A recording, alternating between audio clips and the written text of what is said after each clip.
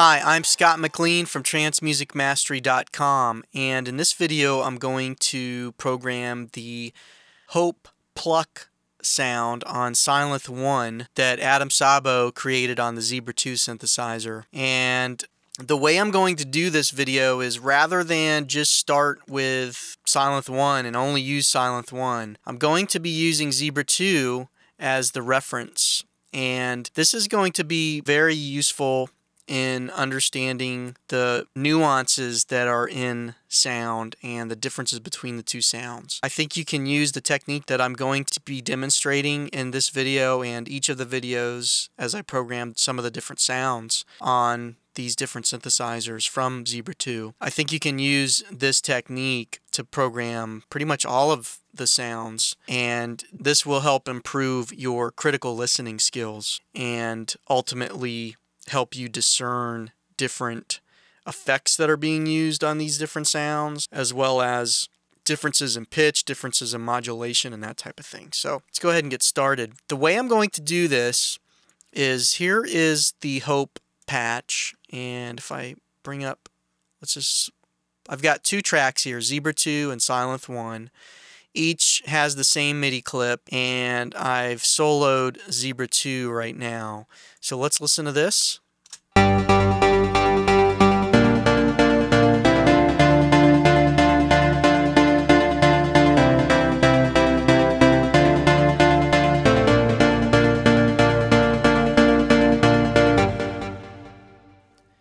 Okay, so the goal is to create that sound, that patch, on Sylenth1. Alright, the way I'm going to do that is just disable each module in the original patch and go all the way back to just oscillator 1. So now if we play this patch, it sounds like...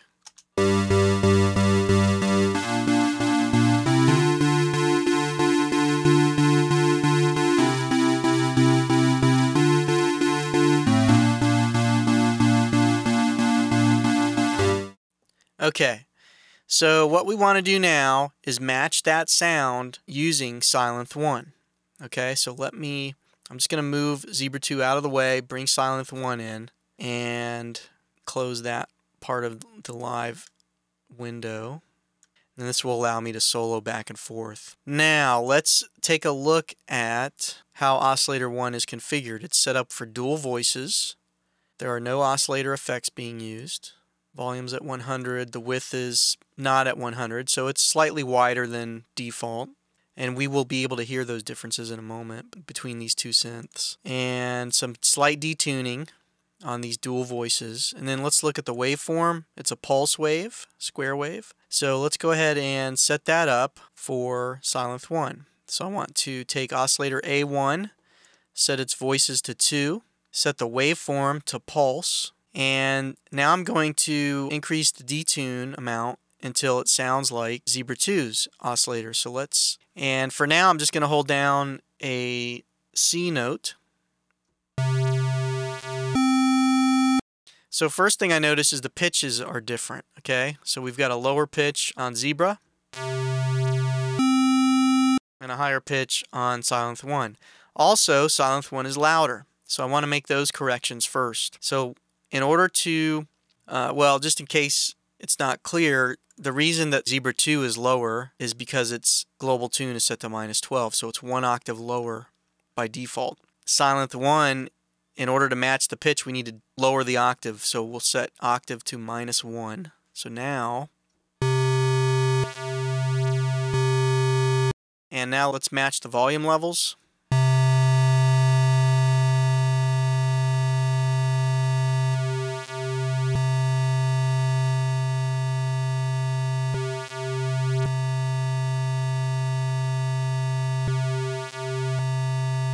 Okay, it's pretty close. Now, before I set the detune, I want you to notice the differences. So we have two voices in Sylenth1 without any detuning, and then we have Zebra 2 with detuning. So listen.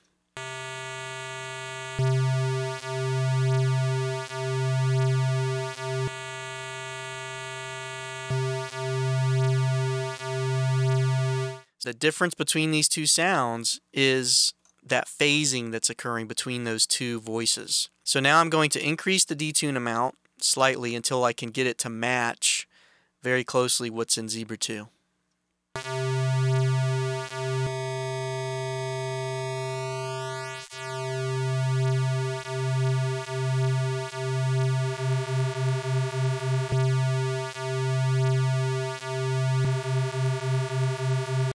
Now, I've intentionally gone too far so that you can hear, what it sounds like to be too much. And you'll notice that phasing, the rate of the phasing, the variation in the tune pitch seems to be running faster the higher the detune amount goes, versus in Zebra 2 it's much more refined. It's much slower rate of phasing.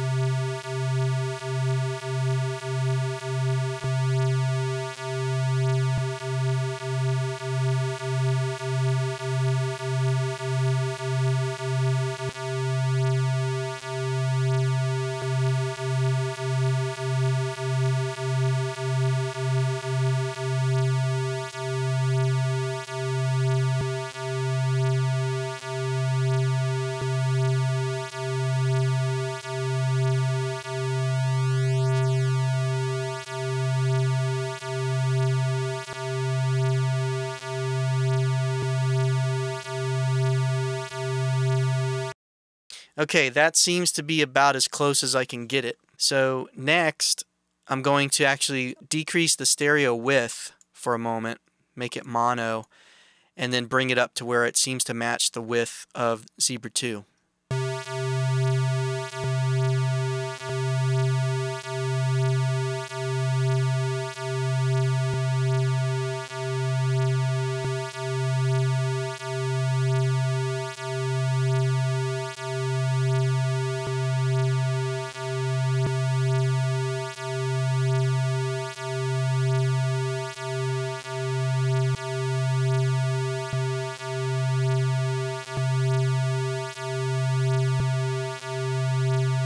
Okay, I think that's fairly close at this point. So, you can try for a long time to get it exact, and it may be impossible to get it exactly right, get it exactly to match.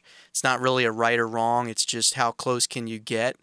And at some point it becomes a point of diminishing returns. So just go for getting it close, and then you can kind of zero in on it in a process of refinement. And things are going to change too as we add a second oscillator and some of the other elements. So right now oscillator A1 is fairly close to matching oscillator 1 in Zebra 2. So now let's bring in oscillator 2 and let's listen to this.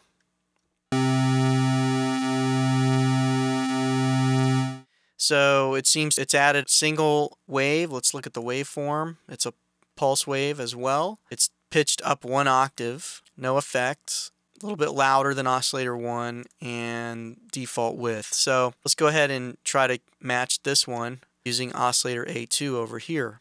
So we want to select a pulse waveform, 1 voice, disable the retrigger, and pitch up 1 octave. But in this case, we don't need to pitch up 1 octave. We can leave it at 0 because by default, Zebra 2 is down 1 octave compared to Sylenth1. So in this case, oscillator A2 being at octave 0 corresponds to Zebra 2 oscillator 2 being at plus 12. Alright, so now let's play this. And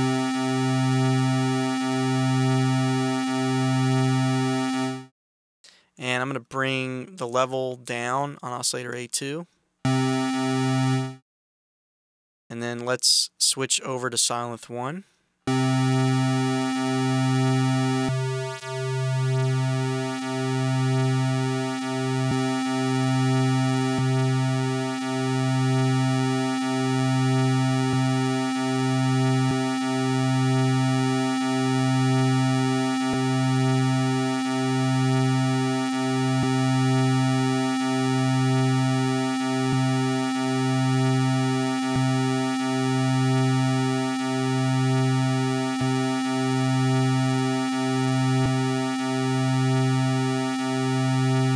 Okay, I think those are pretty close at this point. So I'm going to go to the next oscillator, oscillator 3. So now let's listen to how that sounds on Zebra 2. So you can hear that it's added some low end, so let me disable that. And that's because it's pitched down 1 octave, and it's a single wave, and it's a saw wave. Now, one thing to point out is the difference in polarity between the Zebra 2 waveform, which is a ramp down for a saw wave, and the Sylenth1 waveform, which is a ramp up. Okay, so that's something to note. And to help match this exactly, what I'm going to do is actually invert the waveform. And for oscillator B1, set it to a single voice, disable the retrig, and we want it pitched down 1 octave. So in this case, remember that a tune of 0 due to the global tune amount of -12, that corresponds to already being down 1 octave. So this is, in fact, to translate this over to Sylenth1, we actually want to have an oscillator that's tuned down 2 octaves.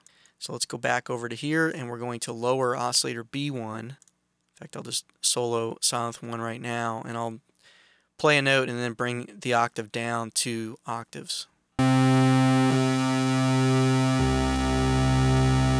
Okay, so the next thing I need to do is lower oscillator B1 down 2 octaves. So let me do that.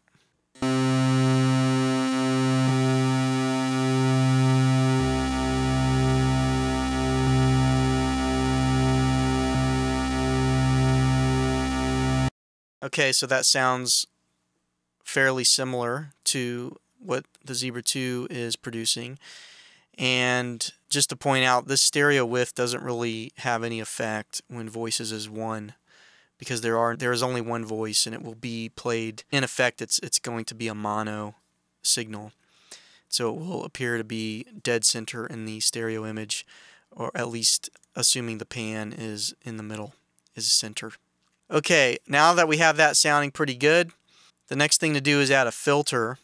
So this filter is LP mid-drive with a rather low cutoff and envelope setting, envelope modulation, as well as key follow and drive amount. So let's configure that on Sylenth1. For this patch, what I want to do is route oscillator B1, which is in part B. I want that to be routed through the same filter that oscillator A1 and A2 are going through. So we'll just use filter A for that. So I'll route oscillator A and B through filter A. But in order to prevent the sound from being output on mix B, I basically want it all going through mix A. I need to disable the routing here on filter B, which effectively disconnects oscillator B from filter B. So at this point, part B will not have any output through mix B. So if I solo part B, even though I'm hitting a note, we don't hear anything because I've disconnected it from the filter. But if I go back to A, now A and B are going through filter A and then on to mix A. Okay, so for the filter type, we want to set that to low pass, and the LP mid-drive filter on Sylenth1, 24 dB per octave slope, leave that at 24 dB, and we will increase the drive setting to match the Zebra 2 sound. So let's see if we can how close we can get to that.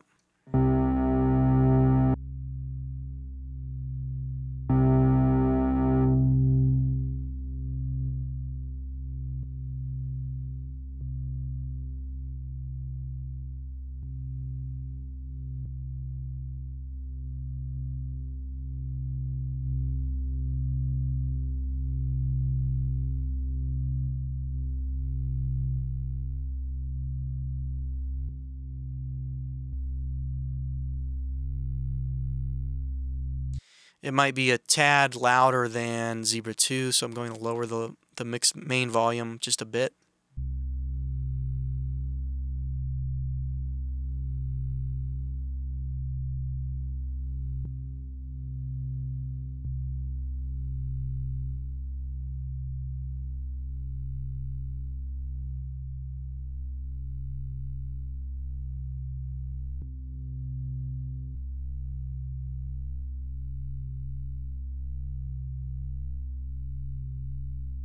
Okay, I think that's fairly close at this low cutoff value. What I'm going to do next is address the envelope. If you watch these meter values, you see how Zebra 2, the meter went up to its highest value and then dropped back down to the sustain level. That's due to the envelope settings, so now is probably a good time to go ahead and set that. So let's take a look at the Sylenth1 or the Zebra 2 envelope setting for envelope 1, which is driving the amplitude envelope. Attack is at 0, decay is about medium, sustain 82.5, and release about the same level as decay. So let's try to set up a similar envelope on Sylenth1.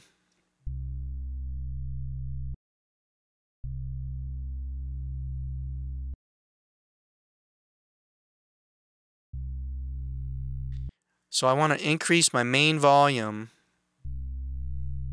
so that at the maximum volume it hits is about here.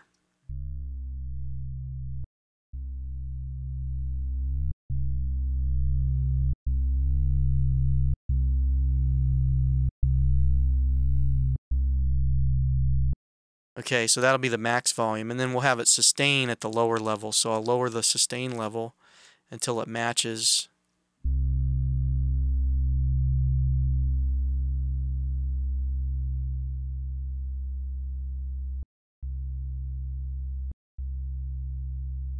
And then to allow it to reach that maximum value, we need to bring the decay level up.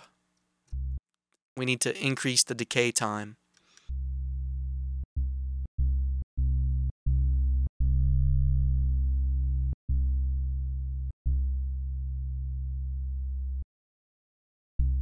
And it looks like we're going to have to increase mix A as well to get that level up higher.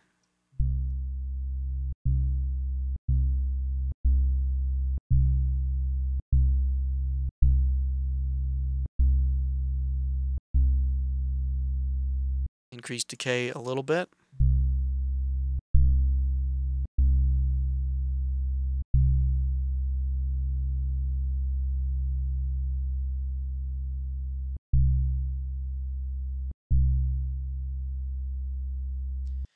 And let's check the release.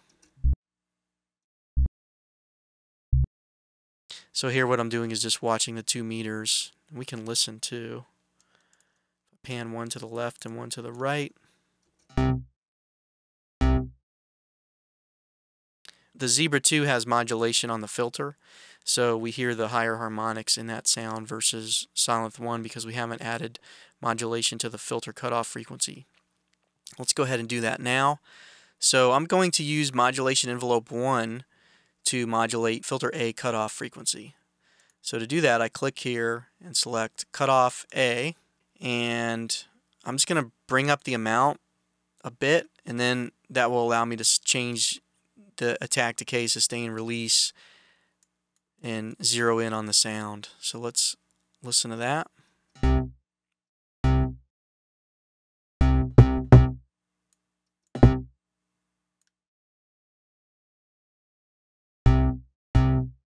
fact, what I'll do is let's just go back to this. And for now, let me just continue to solo Sylenth1.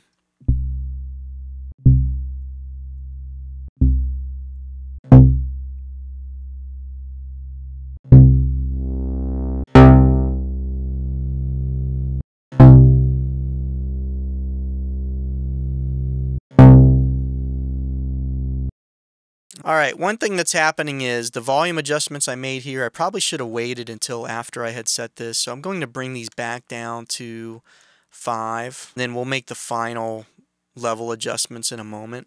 But for now, let's continue to fine-tune this modulation envelope on the filter cutoff.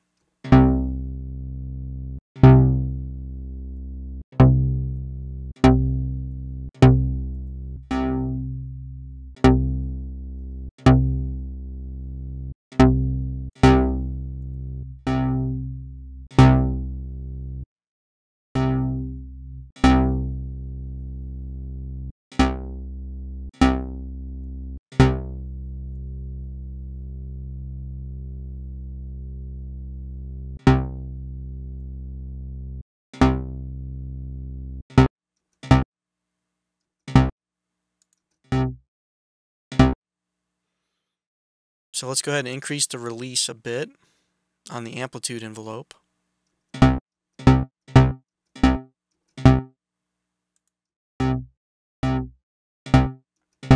It's sounding similar, although the Sylenth1 has a more aggressive attack, and that's mainly due to the relationship between the decay and the sustain in this decay setting here on the cutoff frequency modulation envelope.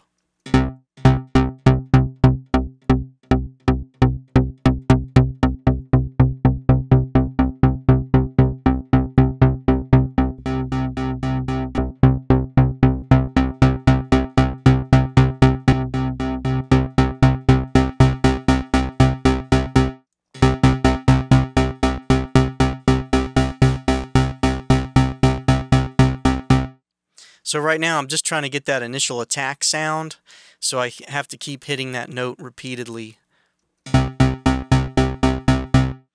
Now what I need to do is work out the maximum volume level that it's going to attain during the attack, decay, sustain, release. So that would be controlled through Mix A, so I'm going to lower that.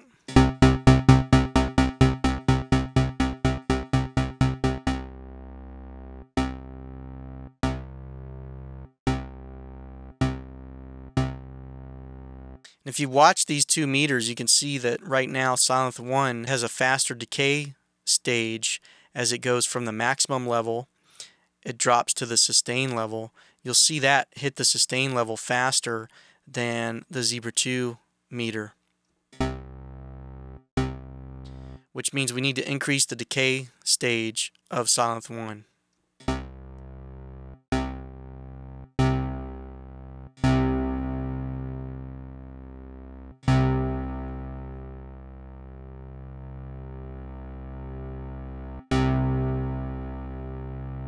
That's pretty close, so let's compare these two sounds now.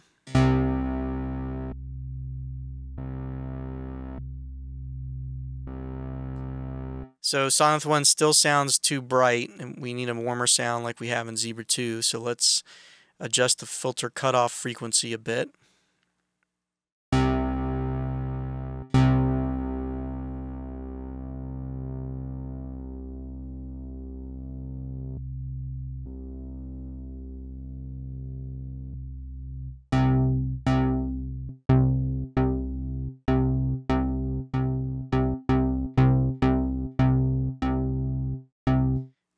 And we need to adjust the key track as well. We have key tracking on VCF1.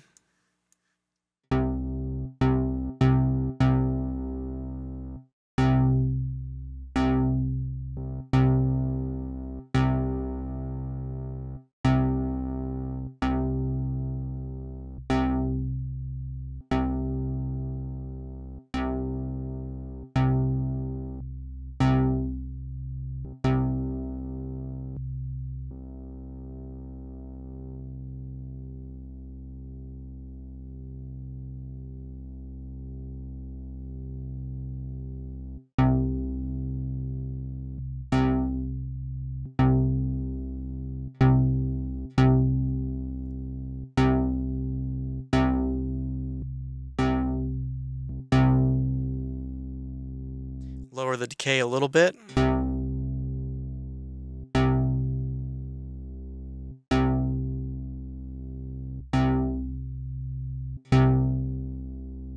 Okay, I think that's very close now. Now we can move to the next step, which is the EQ.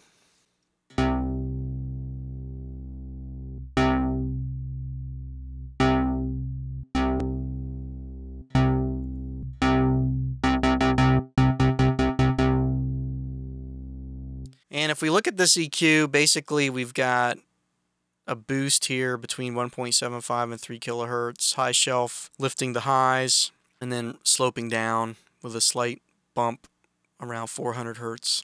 Unfortunately, Sylenth1 does not have a parametric EQ like Zebra 2 does, so that poses a challenge, and we may have to work around that by using external plug-in to achieve that EQ curve.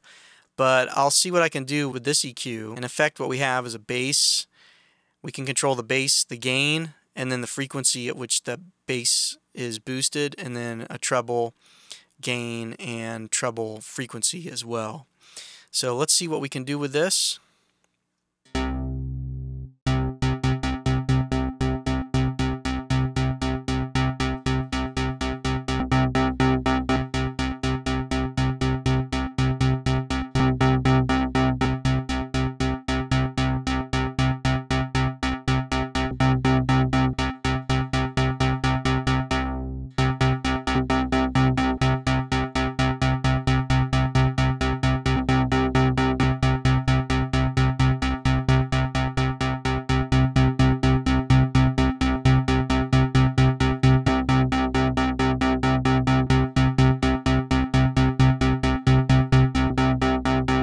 I think that's pretty close. Now the next effect is compression, and if you remember what I said at the beginning or in the previous video about how the order of these is pretty much hardwired and we don't have a lot of flexibility in reordering them, you'll see that the compressor on this patch in Zebra 2 occurs before the delay and the reverb. I'm going to go ahead and just enable the compression.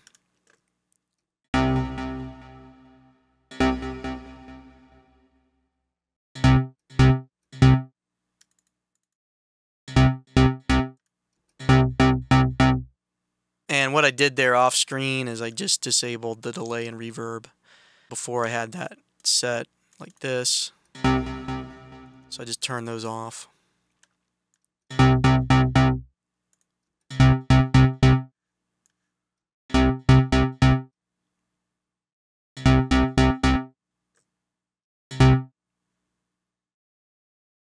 So I bumped up the cutoff envelope amount slightly to get more of that initial filter cutoff movement at the start of the note.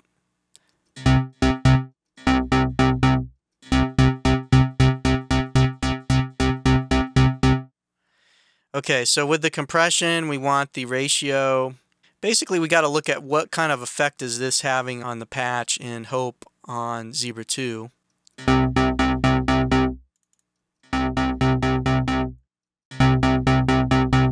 So it's giving it a harder attack. So that's what we ultimately want to achieve. So it's got a long attack, long release.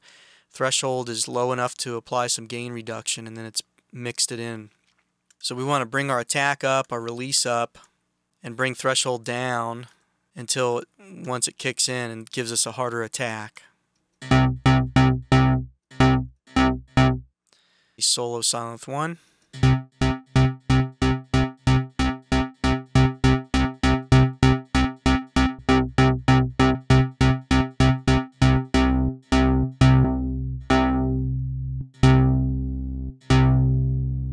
Okay, so that sounds fairly close. Now let's look at the delay. It's 1/4, but the ratio on 1 is at 50, so that means this is really 1/8 and relatively high mix and feedback levels. So let's set up something similar with Sylenth1.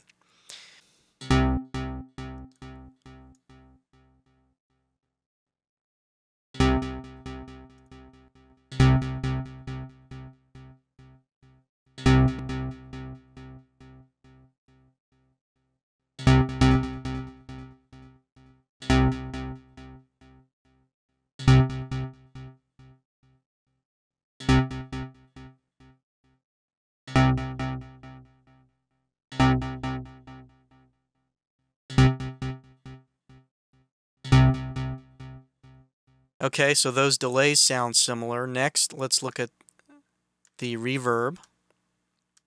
Almost 50% wet, rather long reverb. Let's go ahead and set that up. One thing we can do here is we can bring the dry all the way down so that all we hear now is the reverb coming from Zebra 2. So if we really wanted to match it, we could do the same thing with Sylenth1 by setting wet all the way to 100%. Zebra 2 sounds shorter and warmer.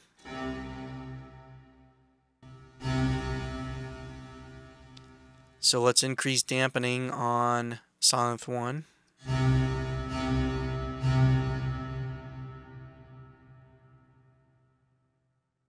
lower the size.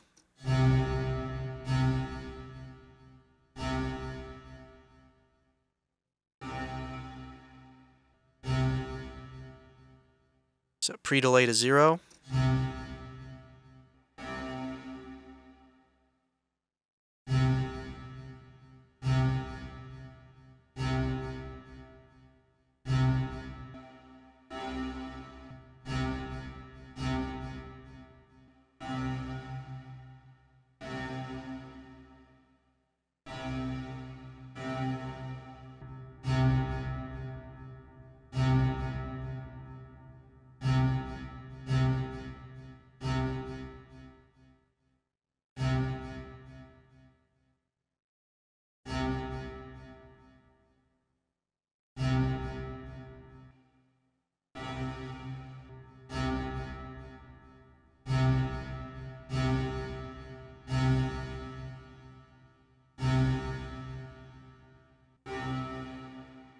It's probably about as close as we can get with this reverb. So now what I'm going to do is just bring the dry mix back in. So I've returned dry to 100 on Hope Zebra 2. And now what I'm going to do is the dry wet mix in. I'll start with dry and then mix in the reverb until it seems to match what's happening from Zebra 2.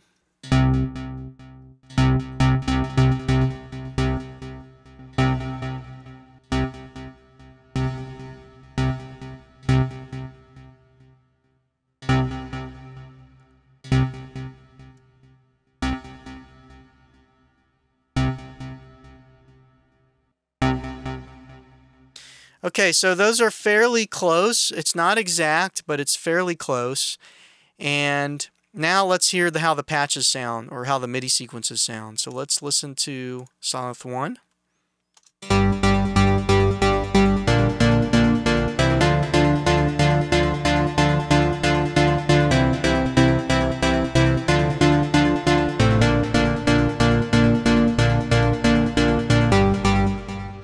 And then now Zebra 2.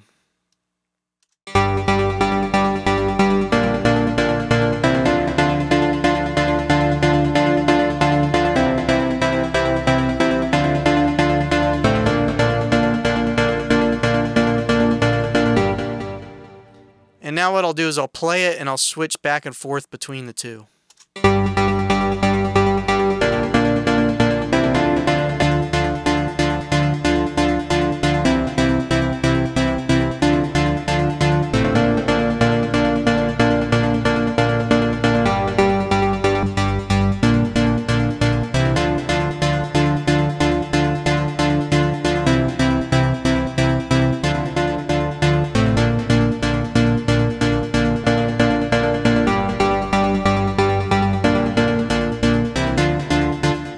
So as I'm doing that, I'm noticing that when I switch to Sylenth1, it seems to be more centered in the mix. It pulls in from the sides. The Zebra version sounds a lot wider than the Sylenth1 in the stereo field. So let me see what's going on with that. If we look at the different parts, we did have, looks like the stereo knob here is down. So let's check that. Let me widen that.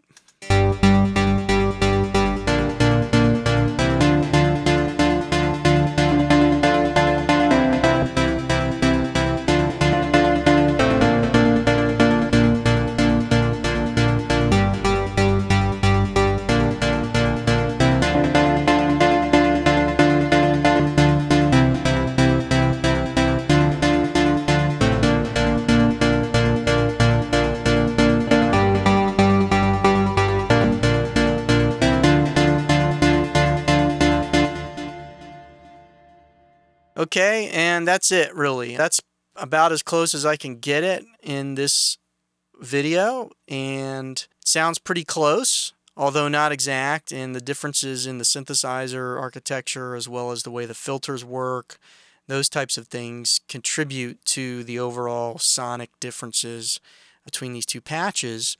But by going through this exercise, I think you've seen a technique that will allow you to pretty much take any Zebra 2 patch and just go through it step by step, one module at a time, And you'll see me do this in the rest of the videos in this module. So I'll see you in the next video.